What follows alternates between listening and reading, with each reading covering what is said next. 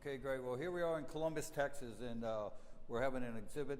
I'm in a group show here with 5 of my fellow artists from Austin. We're called the Austin 5. And basically, this is an all-around have a good time and discuss art.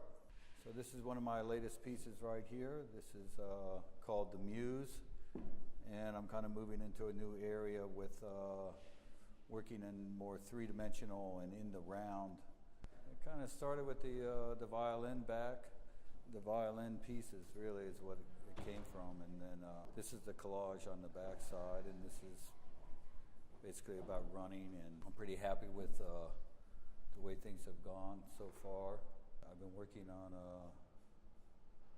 a lot of commission work these days, so that's good, where people give me their personal objects and then I get to put them together and make an assemblage for them out of their own personal objects. So that's been a really nice,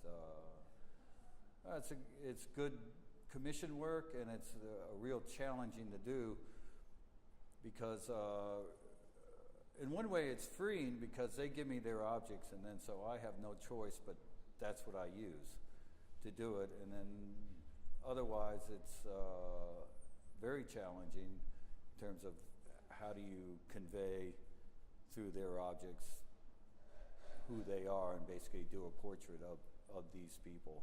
This is called Circle the Horse, and this is actually from one of those commission pieces. He was a particle physicist and had worked with spectroscopy and measuring the light particles by their color spectrum. And so these are all kind of devices that he used, and this is a gearing system that he used down here that I didn't really build any apparatus to turn those gears, but he had that manufactured for a certain experiment that they did in the 70s, early 70s.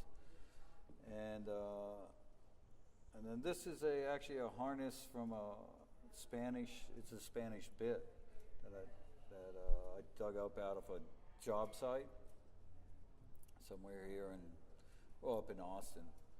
So, and that's like the whole piece is like based on that, and the horse. This one's called River of Life. This used to be the back of a chair, actually. I constructed the box inside of it, and using the Venetian plaster and variegated leaf on top of the tortoise shell. And again, this is more of a sculpture, as you can see, on the pedestal. So it actually works in the whole round, the whole concept of the River of Life and the female internal organs and being the river of life in its own way, the young child with the mother in the old photograph. And then this is more of the dance of life here. So this one is called Tumbling Dice, which is kind of a play on Einstein's that God doesn't roll dice when he's dealing with the universe, and his response to quantum physics. So it's kind of a play on that, and so it's basically symbolizing the atoms and the bouncing of the electrons across the universe, and kind of the man in the moon kind of imagery. It's part of a whole movement I've been doing with moving into electronic, using electrical devices, lighting to work with enhancing my pieces and kind of moving into the 21st century. It's called the Root of the Word, but it's kind of based on that song, The Bird is the Word. And this is actually wood type, which is very unusual, pretty obscure, and hand-carved wood type. And of course, this is the root down here.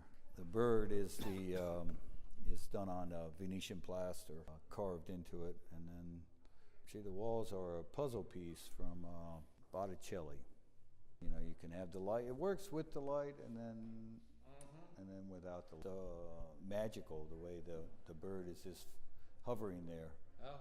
And you don't really quite see until you get close what the letters are and all that. So it evokes mysticism and cool. And then this is basically almost about the science fiction and time machines and aliens and quantum physics and string theory. All those things kind of came into play when I thought of this piece. And this is actually, the head is actually a root that I've painted. And then the arms they get closer, you can see that they're actual bones. They're like bones of small animals. And then this piece here is actually kind of symbolizing a time machine, and then it's really the back of a clock, of a wind-up clock that minus all it's the back plate actually, and then all the gears are built up on top of it. And so this is kind of a fun piece, and as the title was, "The future was then, this is now." This one's called Forbidden Fruit, and this is a piece that I'm actually started me on my route to the three-dimensional. Oh, really? Yeah, and I've got a challenge I have my gallery in New York, and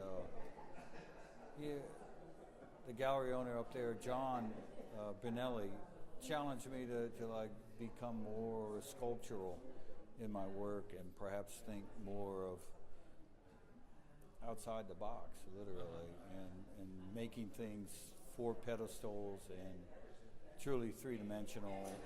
And this is called Forbidden Fruit, and that's actually the backside of the piece. It was actually in a X-Acto knife container, is what it was originally, and I transformed it into this. And of course, that's laborers on hauling bananas, symbolically, quite the forbidden fruit itself.